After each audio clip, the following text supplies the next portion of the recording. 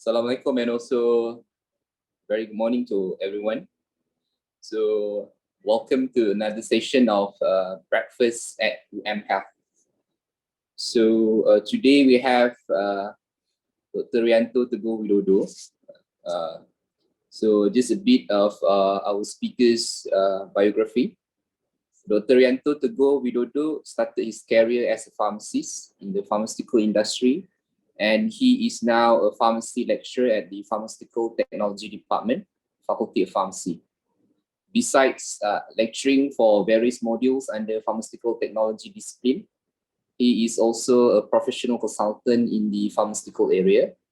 His research interests include pharmaceutical technology, drug formulations, drug delivery systems, phytopharmaceutical product development, industrial pharmacy, and also pharmaceutical excipient development.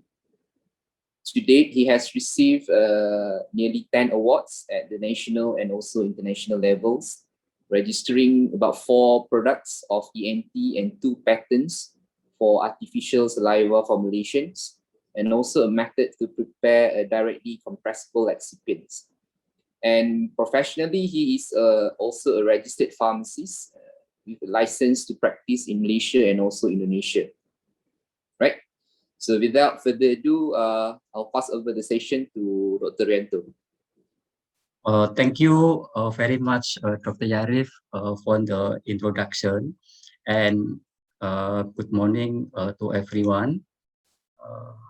I would like also to thank to the Faculty of Pharmacy for giving me chance to do a presentation on this related to my field. In this morning talk, in our breakfast here, I would like to share about my research and also the products that I have been doing here in the Faculty of Pharmacy. Basically, this is about the utilization. We investigate the potential of our local resources, which is the starch, that look into possibility to be used as excipient in the tablet, particularly for direct compression tablet. So in the next slide or in this presentation, so I would like to divide into the several segments over here. The first one is about understanding on the what is the excipient, and then a little bit on the tablet formulation, all right, in general, and also method of the manufacturing, and last, then only I would like to show the showcase of the starch, which is the starch that we have done conversion of this starch into directly compressible. But of course, this is still in laboratory scale, not in industrial scale yet. All right. The first one about the pharmaceutical excipient. All right, what is a pharmaceutical excipient actually? So according to the Pharmaceutical Excipient International Society, pharmaceutical excipient is actually substances, okay, but must be inert over here, and they are required in the dosage form formulation. In any pharmaceutical dosage form, usually will need excipient, with the rule, among others, first to facilitate in the manufacturing. Okay, so before we continue for this rule, so this is basically the general formulation for any pharmaceutical dosage form. All right, so usually always consisting of active ingredient and also excipient. Active ingredient can be single or multiple, so excipient also usually more than one. Okay, why we need the excipient, okay, in the pharmaceutical formulation or pharmaceutical dosage form? First, to facilitate the manufacturing. For instance, paracetamol tablets. Okay, paracetamol cannot be prepared into the tablet alone, so they need excipient. Okay, for instance, we need lactose, or we need a starch to make them to make the paracetamol able to compress into the tablet. Okay, so to facilitate the manufacturing. Another thing is that may need to improve the performances of the dosage form itself. Okay, for instance, we know that the certain drug is very difficult to be absorbed, so we need to absorption enhancer, for instance, okay, to improve the bioavailability of the drug. For instance, we need the absorption. We need the absorption enhancer again, or we need Xpn, which is can improve the solubility of the drugs. All right, okay, and also may acting as the stabilizer. Yeah, certain drug. So most of the drug when being prepared into the industrial scale, and we want the drug to be having shelf life, for instance, 2 years or 3 years, then we need to add with preservative. Preservative itself can be considered as the excipient. Yeah, thus to improve the stability of the drugs. Okay, or even the certain drugs may be not stable when we prepare into the solution, and then we need buffer to maintain the pH. Yeah, so that the drug will be stable in the solution dosage form. Besides that, also may to improve the acceptability. Yeah, because the drug also need to be appear beautiful, not to be interesting. Yeah, to the patient. When patient look at the drug, oh, okay, and the drug is very interesting. Something like that can affect also the psychology sometimes. Yeah, so to improve acceptability, this one can be considered, for instance, like flavoring agent, yeah, sweetening agent, etc., etc. All right, just basically to improve the acceptability, especially for the oral, yeah, oral dosage form, tablet, something like that, or buccal tablets, okay, something like that. So because will stay longer in the mouth, or will be passing through the mouth, yeah. So this drug need to be palatable. Okay, so that's why like this excipient can be considered to improve the acceptability of the dosage form itself. Okay, vehicle also can be considered as the excipient. You know, for instance, again, syrup, for instance, syrup, the drug will be dissolved into the solvent, aqueous solvent or water itself. Yeah, can be considered as the excipient. Alcohol, maybe like the elixir dosage form, they need a certain percentage of alcohol to improve solubility. This can be acting as the vehicle. Yeah, can also can be considered as the excipient. Yeah, all right. Because of that, so actually excipient play very important factors in the innovation of the drug formulation, all right, especially in the nano drug delivery, in the targeted drug delivery. Yeah, how come the drug can be targeted? Because of the excipient. Yeah, how come the drug can be prepared into the nano drug delivery, etc., etc., because of the presence of the excipient. Yeah, all right. And these are some of the example, yeah, excipient that being used in the pharmaceuticals. Okay, in the pharmaceutical dosage form, can be from the mineral base.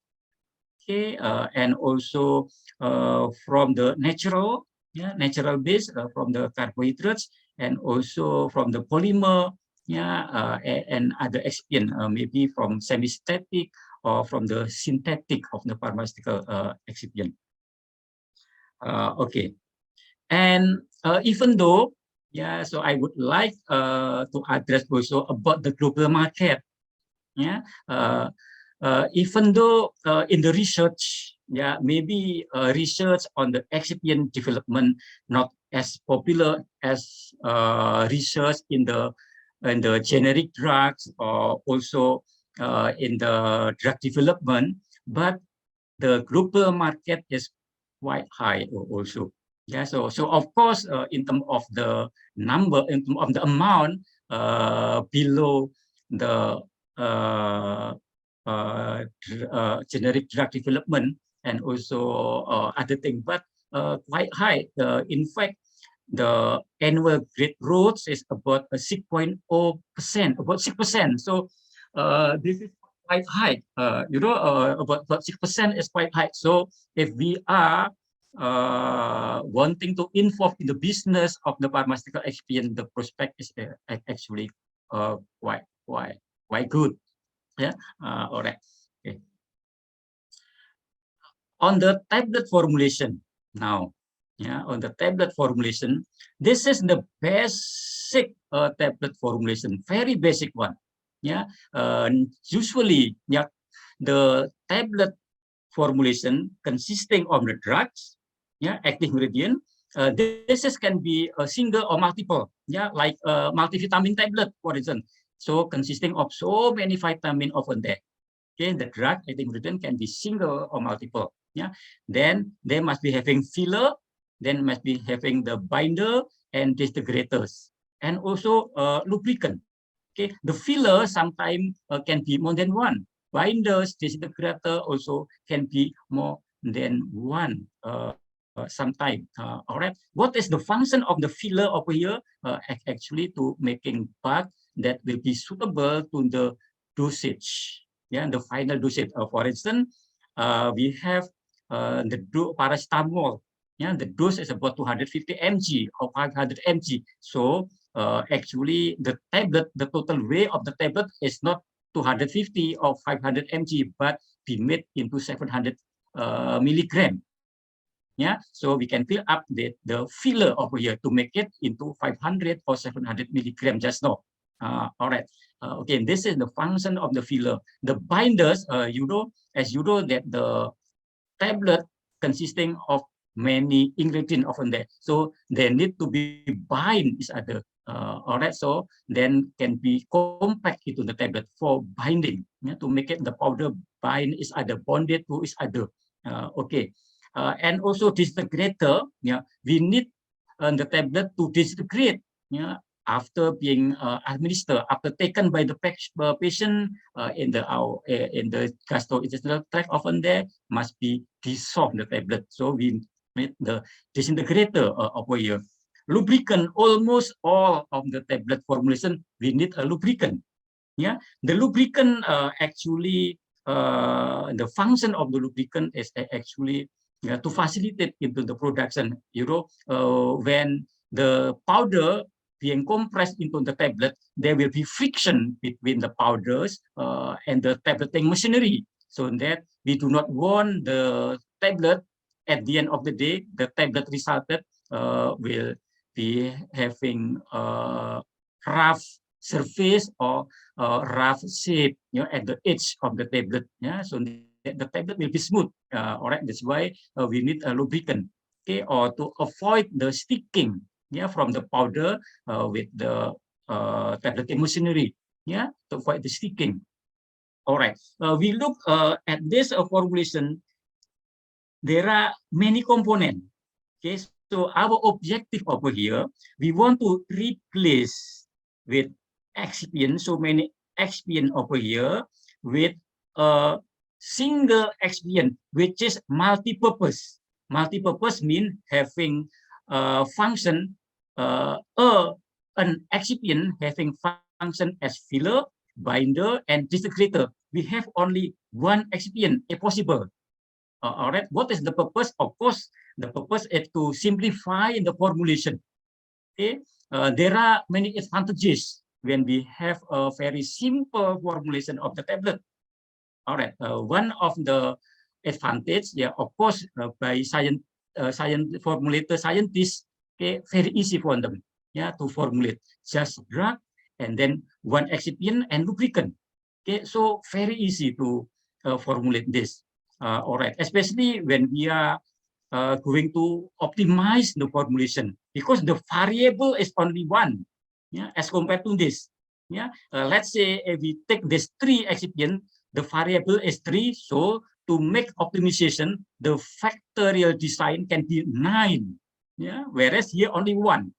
Okay, so meaning to shorten the step, yeah, shorten the step meaning to avoid the error, yeah. All right, yeah. In terms of pre-formulation, yeah, especially when we are developing new tablet formulation, all right, then will be shortened to do pre-formulation study, yeah, pre-formulation study, for instance, to evaluate the stability, yeah, by single Xpn will be faster as compared to multiple Xpn. All right, so and also of course the economic factors, yeah, when we are using single Excipient, most likely we hope that will be cheaper. Yeah, when the raw material cheaper, then yeah, the final product also can be cheaper, isn't it? Yeah. All right. Because why?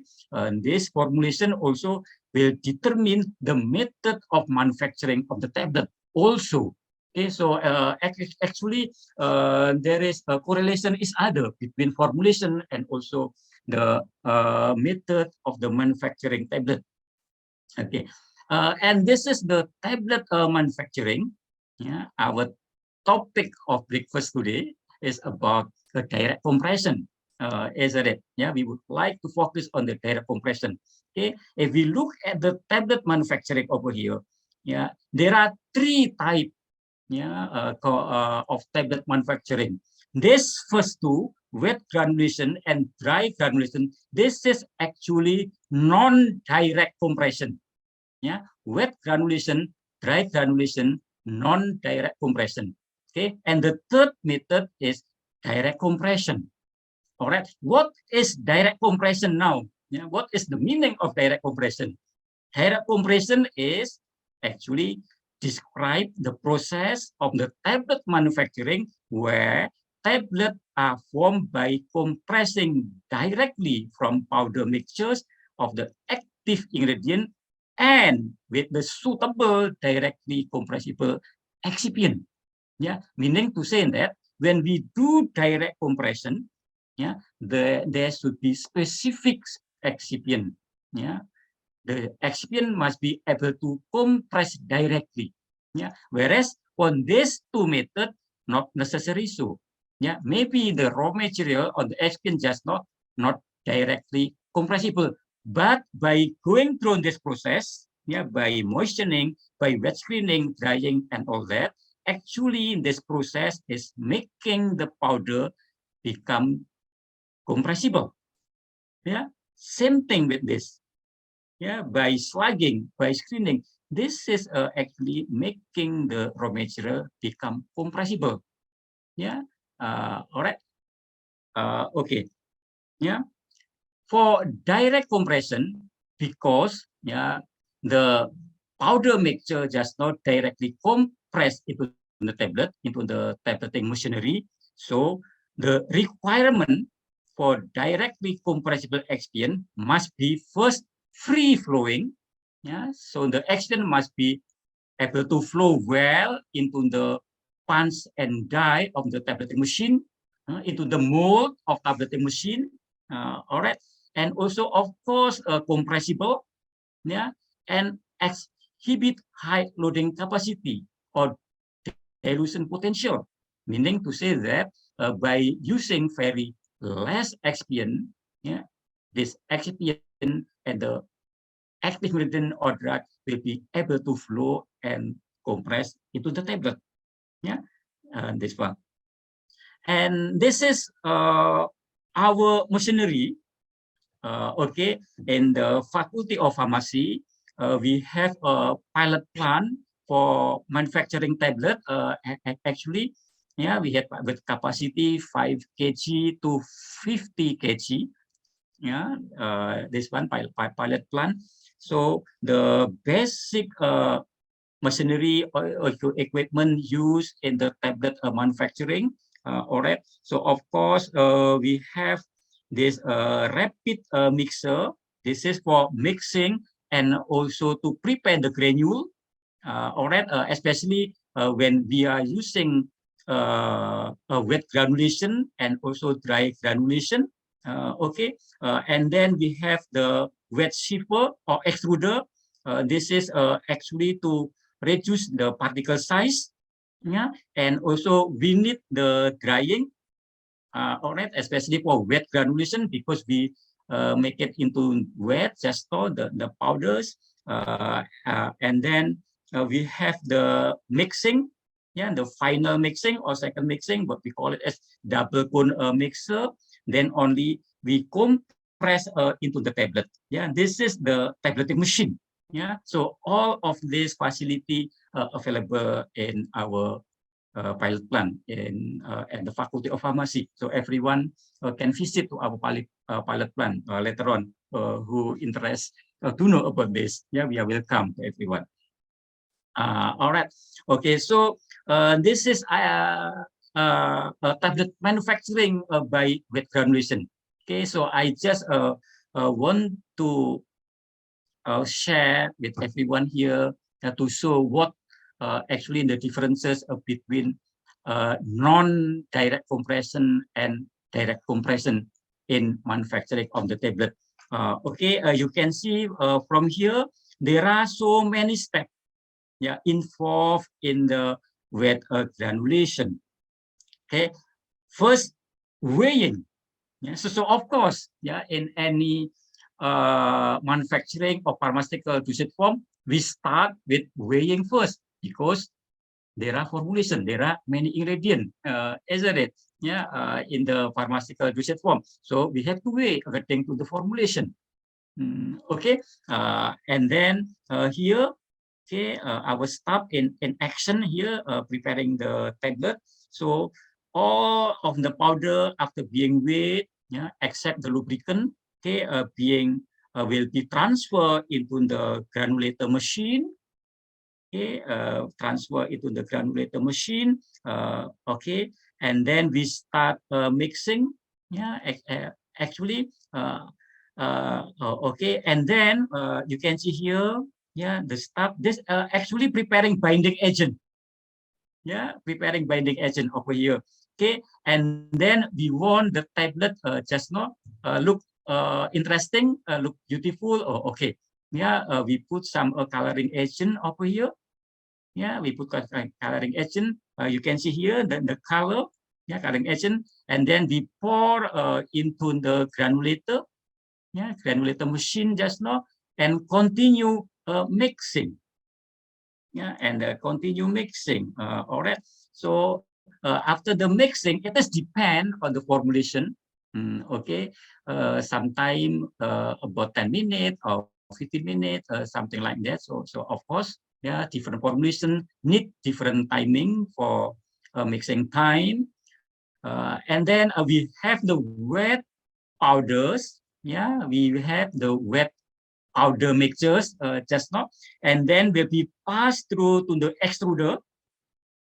Okay, passed through to the extruder, and we will get the wet granule here. The color wet the granule. All right, wet the granule. Okay, and then we'll transfer it to the drying machine. Okay, drying machine, which decide wet dryer over here.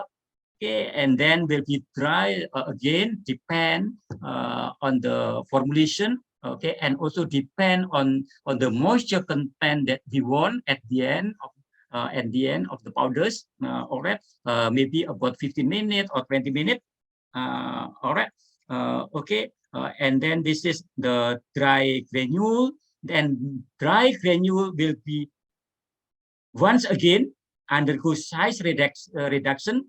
Of course, this will become the smaller size of granule, most likely about 200 to 400 micrometer, so that the powder will become flowable and compressible. You can see here, so that become flowable and compressible. Okay, then the powders will transfer into the second mixing, and will add with the lubricant over here. Okay, we'll add with the lubricant over here. Maybe about 15 minutes. Okay, we can mix, and then we stop the mixing, and then this is the powder mixtures, the final powder mixtures, before being compressed into the tablet. Okay, and this final powder mixtures, ready for tableting, transfer into the tableting machine over here. Okay, into the hopper, tableting machine here, into the hopper, and then only being compressed into the tablet.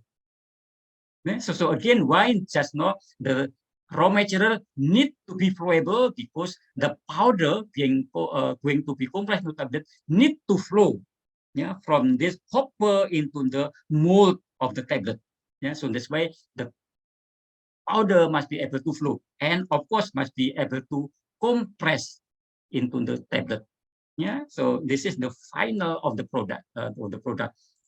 All right. So we can see over here so many process in the wet granulation, maybe about 7 or 8 process. Okay, what will happen when we are having so many process over here? So of course we need more manpower. First, and we need more energy, the electrical energy. So again, this is about the money. And also about the powder recovery.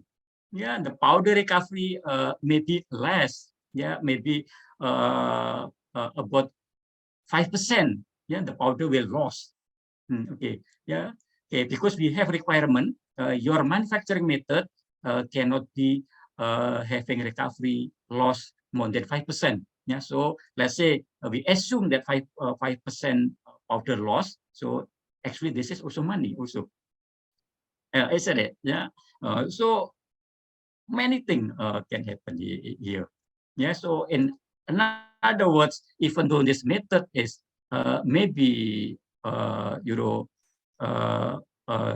can be applied to any pharmaceutical active ingredient or maybe herbal, but there are many drawbacks actually. So many steps over here. Whereas in direct compression, in the direct compression, we need only maybe 2 or 3 steps. Okay, only 2 or 3 steps: weighing, mixing, and then compressing. All right, weighing, mixing, and compressing. So only, of course, weighing is at any formulation need to be weighed. So the core of the process over here only need 2 processes: weighing and mixing. So we can imagine how simple is it, how fast is it, the process. So from the economic factors, we can calculate. Beside that, we need only 1 operator maybe, as compared to the previous so many operators we need. This can be done by 1 operator. So we can see how advantageous is it, the process by direct compression. But remember, of course, the Xpn must be directly compressible. That's all.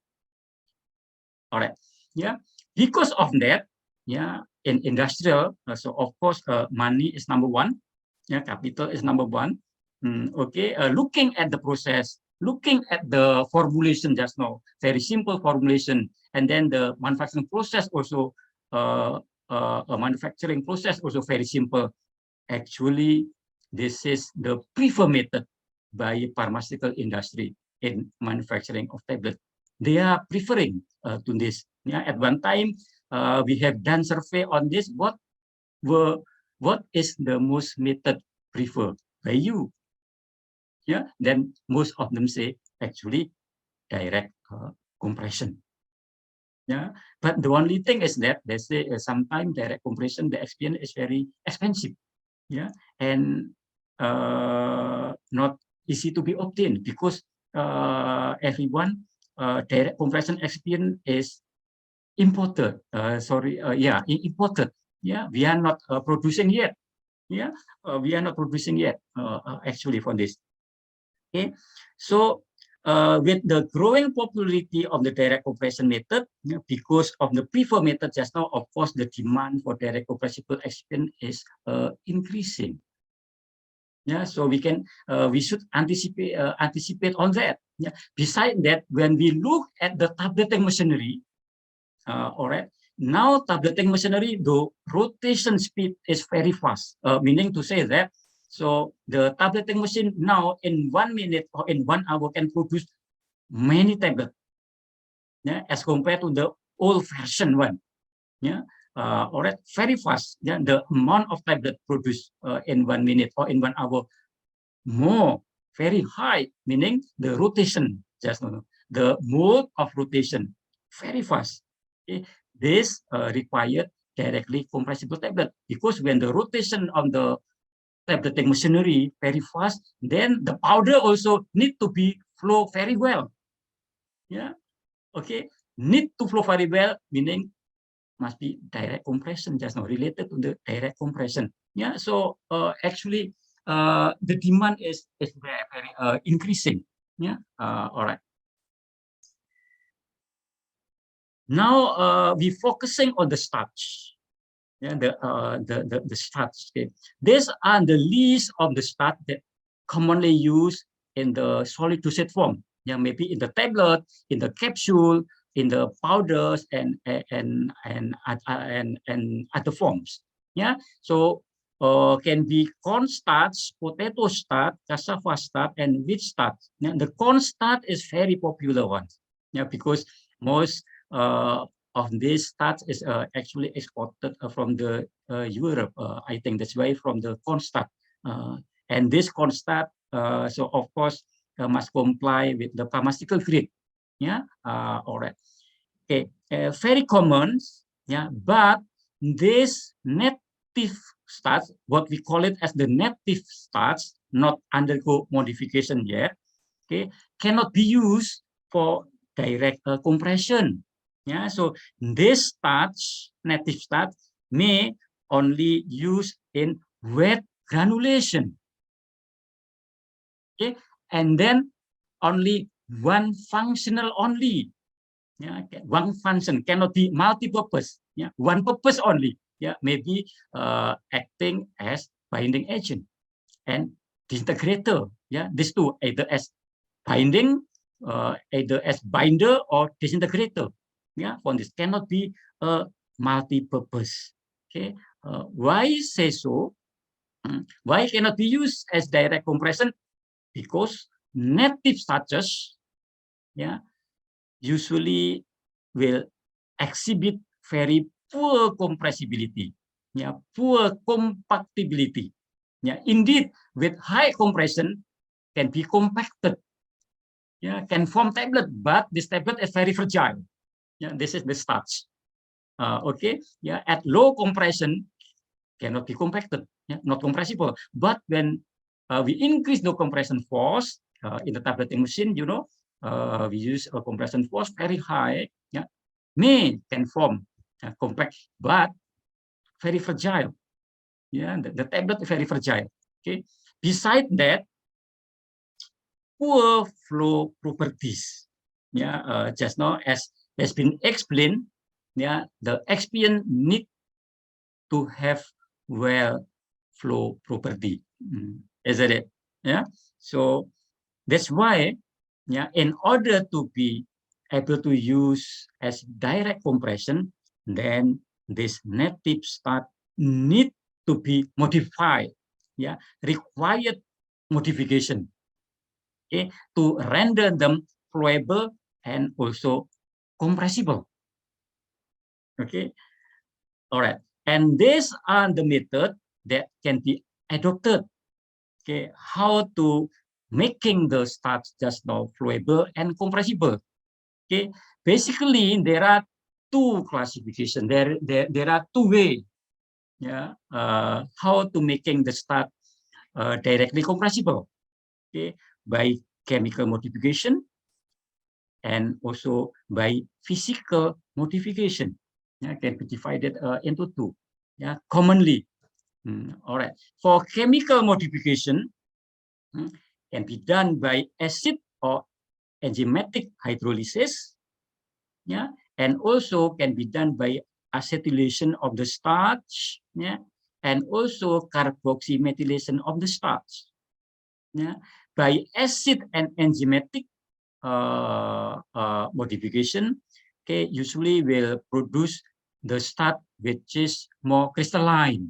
Yeah, the crystalline part of the starch will be dominant, okay, over here by acid and enzymatic, so that the starch will be flowable and compressible. All right, acetylation of the starch, okay, can produce the starch which is compressible and flowable, but yeah, will influence the release of the drug at the end.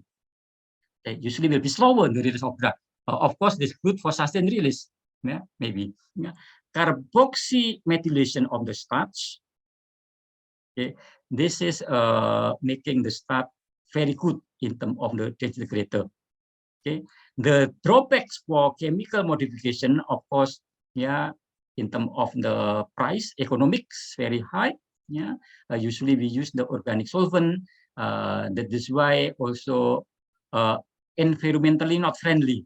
Yeah, because we use the organic solvent, and then the requirement also, yeah, very difficult sometimes to be achieved. Many things should be done, because at the end of the day we have to characterize.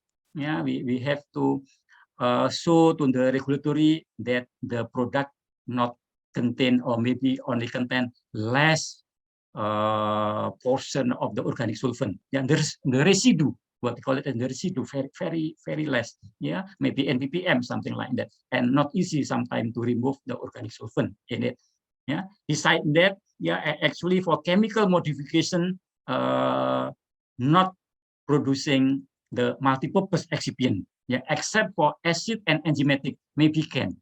Yeah, but again, this is not perfect. Yeah, this one, even though acid and enzymatic, usually just to improve compatibility and also compatibility. Yeah, usually. And for physical modification, yeah, we are preferring this actually. Yeah, physical modification, because usually not using the organic solvent. Yeah, so environmentally friendly. Okay, or green technology, what we call it, maybe. Yeah, can be by spray drying. Yeah, and this is the product that already available in the market by spray drying. Yeah, example EraTap or PrimoTap, this one. Yeah, and co-process modification, example is Starch. Okay, co-process modification is basically combination of the established excipient, two or more. Yeah, co-process modification. Okay, to become multi-purpose excipient. Okay, for instance, we want the excipient to be acting as filler, disintegrator, and also as the binder. So, okay, I will mix between starch, yeah, and also aficel or cellulose. Yeah, starch and cellulose being mixed. Okay, disperse each other, and then we undergo drying. Yeah, then we will get the directly compressible. Yeah, so but of course the process is quite longer as compared to the pre-gelatinization. Yeah, all right. And the last one is pre-gelatinization. This is the simplest one, the most simple in preparing directly compressible for starch. Yeah, so no wonder there are so many products over here by pre-gelatinization. Okay, this one is very simple, and also of course we always use aqueous solvent.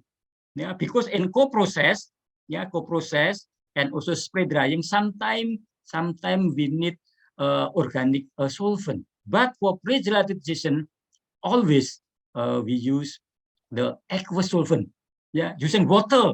Yeah, when we are using water, so of course there'll be green technology. This is environmentally very friendly, isn't it? Yeah, and these are the example that already available in the markets. Yeah, example, Unipure, yeah, and then from US, you can see here, then Starch 1,500. This also from US. Yeah, Express. Yeah, from US. Then also Parmaja, also from the Belgium, and other thing. Even from the Netherlands also available. And also many of the country also preparing or manufacturing a pre-gelatinization. Yeah, from the China, India, often there, maybe Thailand, yeah, often there, but not as popular as this brand, yeah, for pre-gelatinization. All right. So now I would like to show my case over here how to prepare the directly compressible starch with a multi-purpose. Yeah, so basically our group of researchers, my groups of researchers have a pattern already how to prepare the directly compressible starch here. Yeah, we got it in year of 2020. Yeah, so have been patented the methods. Okay, yeah, basically pre-gelatinization, yeah, actually being prepared by subjecting aqueous starch slurry to heat and to rapture. Yeah, so we disperse the starch into the aqueous medium basically, and then heating up. Yeah, we heating up to rapture, yeah, all or part of the starch granule. Yeah. Then subsequently dry, yeah, to render the starch flowable and compressible. Yeah, you can see from here the process is very simple. All right, just by heating, just like something like cooking rice. You know, yeah, if you know how to cook the rice, it's just something like to cook the rice, to boil the starch. All right, okay. So under SEM, yeah, when we view under electron microscopic, yeah, scanning electron microscopic by SEM. So this one is the heating time. You know, the heating time, very important, this thing. Heating time will determine the end of the products. Yeah, so very important, the heating time, and also the temperature. You know, what the temperature you set, yeah, and how long the heating time. Yeah, the process very important. This will determine the end of the products. Yeah, to making them flowable and compressible, to making them become multi-purpose excipient. Okay, yeah. So this is just a example. Okay, example. So heating time, we differentiate heating time 15 minutes, 30 minutes, then 45 minutes, and 60 minutes. Yeah, if we look at the structure, yeah, the shape just now. You know, I would like to inform to everyone here, pre-gelatinization, the best one is in that doesn't change the structure of the starch. Okay, so again, yeah, pre-gelatinization, why we prefer besides simple, because yeah, will not change the structure of the starch. Yeah, so at the end of the day, also the regulatory also less stringent as compared to the chemical modification just now. Yeah, okay, yeah, will not change the structure of the starch, yeah, chemically. Yeah, so this is the granule, yeah, after being heated for 15 minutes. Okay, all right, only very few maybe, yeah, rupture over here, so almost similar. Okay, yeah, almost similar with the start not being heated yet. Okay, so only few, and then come to the 30 minute, yeah, starting to rapture here. You can see here rapture, yeah, rapture, and then 45 minutes more rapturing. Yeah, we can see here. Okay, and 1 hour. Okay, more. Okay, in terms of the granule getting rapture over here. Yeah, so what will happen when the granule become rapture? So they become little bit hard. You know, when become little bit hard of the granule, meaning will be flowable. Yeah, flowable because of the hard, the surface of the hard flowable, and also not easy to absorb the moisture. Yeah, that's why easy to be compressed. Yeah, then they'll be flowable and also compressible over here. Yeah, so to prove it that there is no modification of the structure, So we investigate their structure, molecular structure by FTAR, yeah, and also by NMR. Yeah, okay, the peak remain unchanged, might be changed, but statistically not different. Yeah, statistically not different. The shifting for NMR also same thing. Yeah, about the same, just little bit only.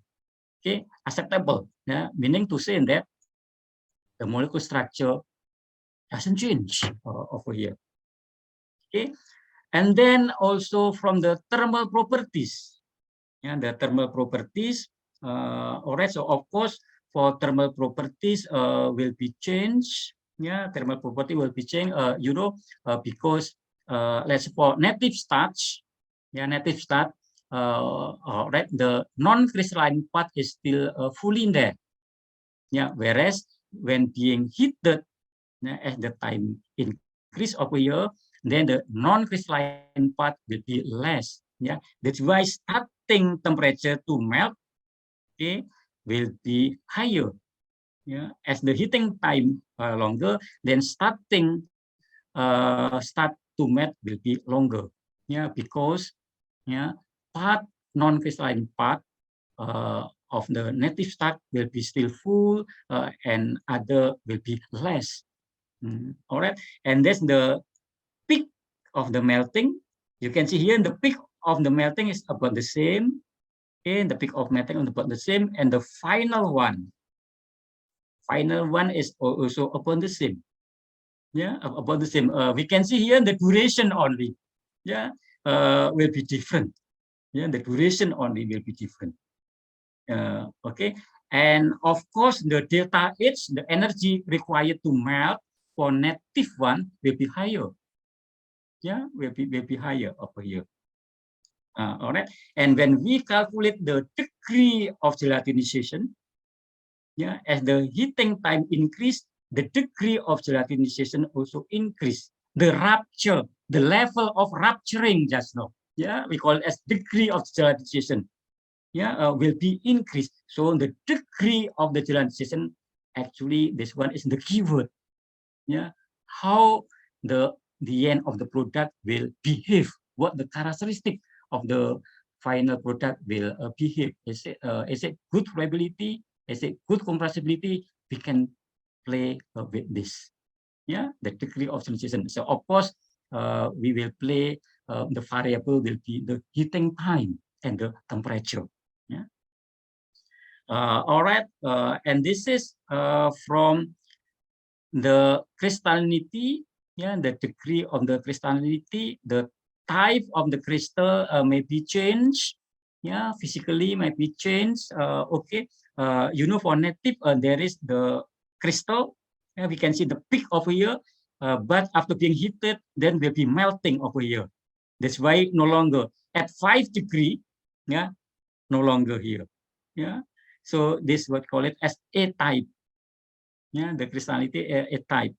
All right, and this is the degree of crystallinity. Yeah, the degree of crystallinity. Okay, by two method we calculate by area and by height, basically. Yeah, by area meaning we calculate this is the peak is actually crystallinity part. Yeah, how many percent? So we calculate this area divided by the total area. On the height, total height of this divided by the total height from here. Yeah, can also. Yeah, so of course, degree of crystallinity will reduce as the heating time increase because of melting just now. Yeah. Okay. And this and the functionality. Yeah, the functionality evaluation. Okay, I would like to emphasize on this angle of repose and flow rate. Yeah, this is the suitable method for free-flowing products. Yeah, and I compare it with the established direct compression Xpn that always used, yeah, that frequently being used, yeah, by the manufacturer over here, yeah, which is the Avicel and Spress. Yeah, Avicel is basically this cellulose base, and Spress is starch base. This is cornstarch. Yeah. Okay. Constant. So actually, the best comparator is the Express. Yeah. This one better. This is already established one. This is also multi-purpose. Yeah. Constant multi-purpose Xpn prepared by pre-gelatinization also. Okay. If we look at this, yeah, angle of repose. So of course, the lower angle of repose, the more flowable. Yeah. Would like to emphasize here. Yeah. 30. Yeah, for express with 30 the value. This is about the 30, little bit higher. Yeah, for the product, say who start here. Yeah, meaning to say that the 60 heating time just not, yeah, maybe a little bit superior, if not comparable. Yeah, even better as compared to the official in terms of reliability. Yeah, in terms of compactability, yeah, in terms of compactability, okay, the 1 hour pre-gelatination time just now comparable with the Express. Okay, Express is con based and PS4 is Seco based that we are developing in my lab. Okay, so of course, Avicel is the best compactor actually, yeah, of a year, yeah, Avicel. So we cannot compete with this. Yeah, the best binding this. Okay, anyway, this is the cellulose base. All right. And then this is based on the compressional compactability, yeah, compressibility and also compactability. You can see from here. So of course, again, yeah, the cellulose just not better, yeah, but the flowability, is very poor just now. Would like to emphasize on this, Express and our Sego pre-gelatinized, yeah, not much different. Yeah, so we can calculate statistically actually. Yeah, compatible also. Yeah, I can say compatible, but this can be improved, of course, by playing the variable just now, heating time and temperature. Yeah, so we are not still investigating also. Yeah, lubricant sensitivity. Yeah, Express and BS4 almost the same. We are better actually, yeah, as compared to the Express. Express 94 more sensitive to lubricant, meaning the tablet become weaker. Yeah.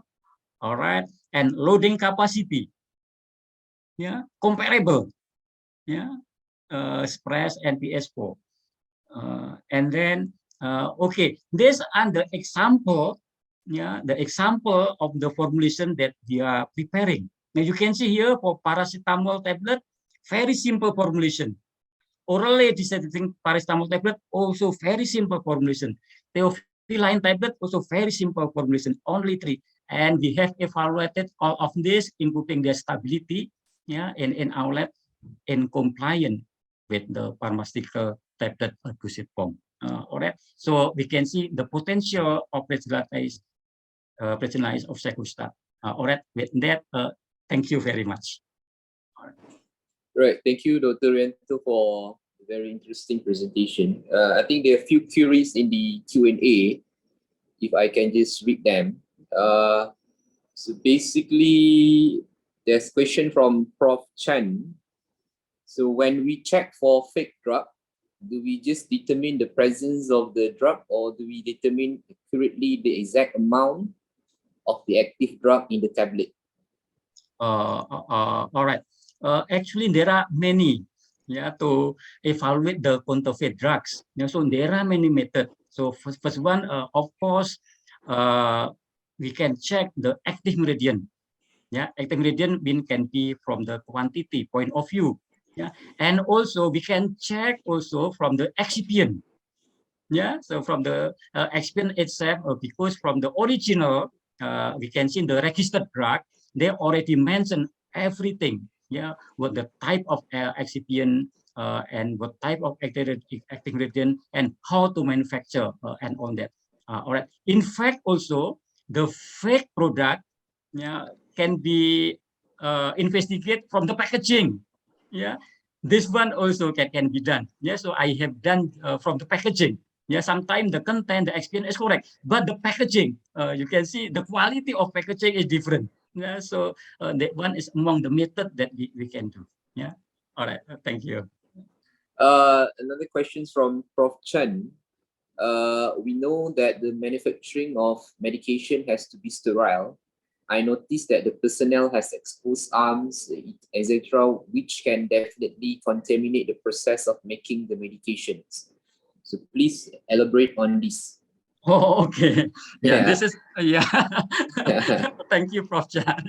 So this is actually about regulatory matters. Yeah. So all right. So all of the pharmaceutical product basically we have to follow the GMP. Yeah, strictly have to follow the GMP. So for non-sterile product, we have to follow the non-sterile and sterile product. Then we have to follow that. All right.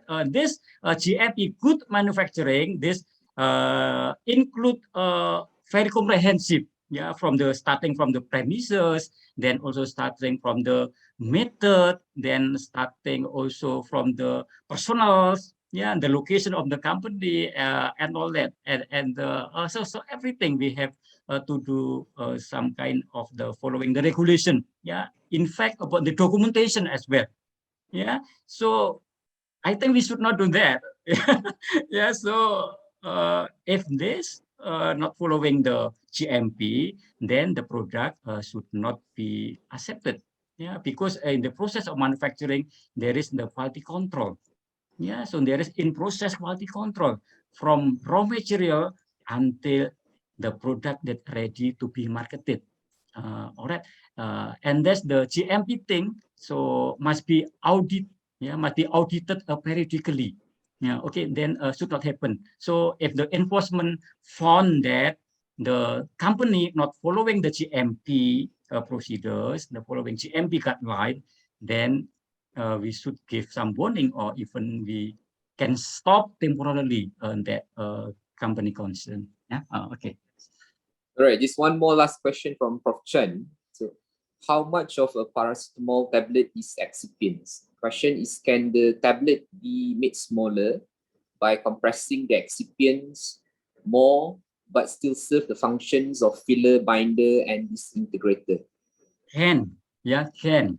Yeah, so this one it can so depend on the goods. That is why just now if possible the excipient is less. So when we do some kind of optimization, justification, then will be easier. Yeah, sometimes there are what we call as twin tablets. Yeah, the same formulation, but just the content of active ingredient on the way of the tablet different. So this one should not be a problem for that. Can.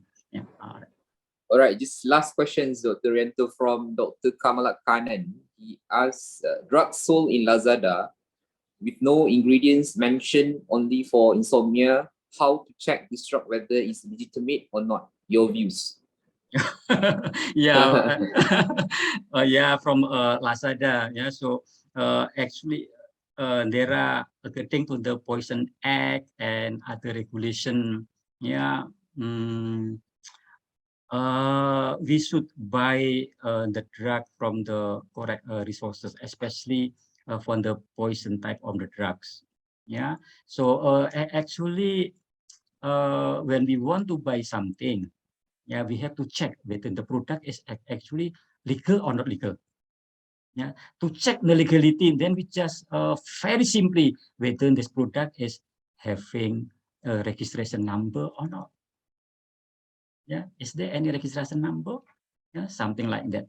Okay, and then from the Lazada and other open market, okay, usually should be only for the OTC one. Yeah, multivitamin and all that maybe allow for the okay. Yeah, but then yeah, for the drugs that like the under category of the poison, yeah, we should buy from the correct resources. Nah. Okay, not just buy from Lazada. All right. Okay.